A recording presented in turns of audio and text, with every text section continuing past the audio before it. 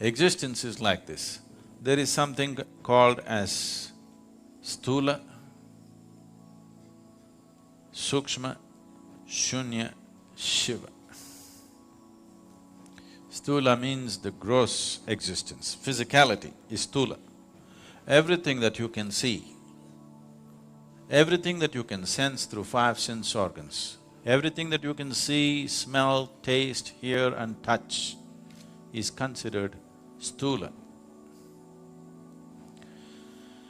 This can be analyzed with your intellect and understood and grasped. And this is always made of, as we know today, of anu or atoms, because it's physical in nature. It's a complete block of… building block of existence is an atom.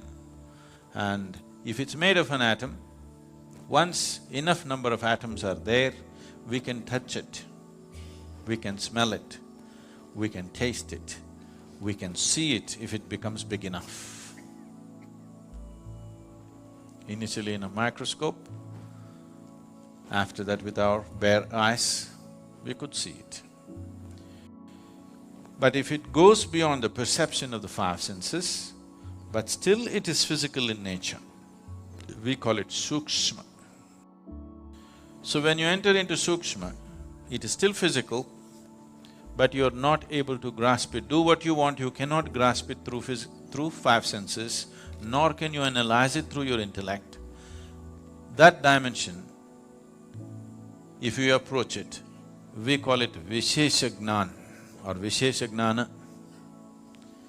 That means an extraordinary knowledge. Gyan or Gnana means knowledge, Visheshagnan is extraordinary or significant knowledge.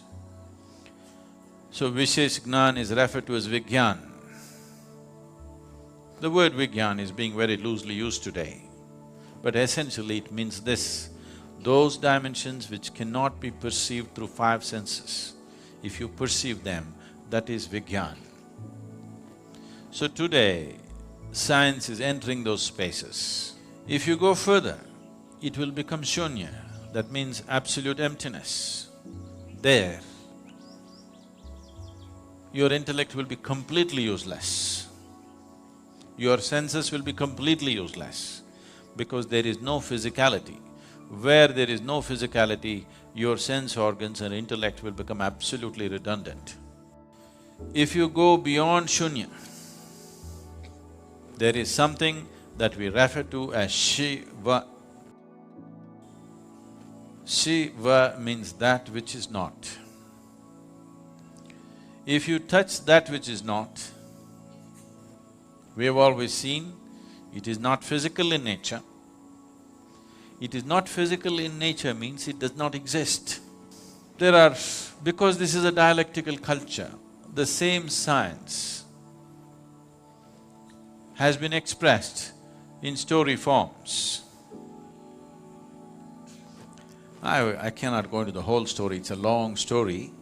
But when I told this story to one of the top scientists in the world, when I was speaking to him and I explained this, see, this is how it is, this is the nature of the existence.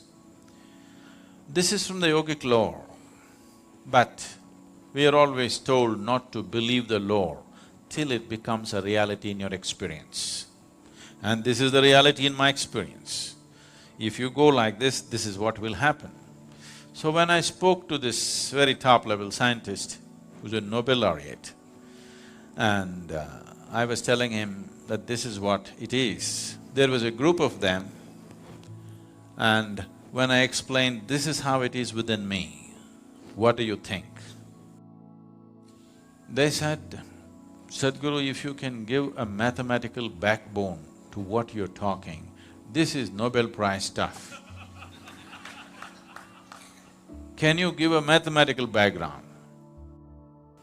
I said, I'll never bother about the mathematics. It's true for me and it has transformed everything that I am because it's true for me. Everything that I ever was changed simply because I touched this dimension within me. I don't wish to work equations for that.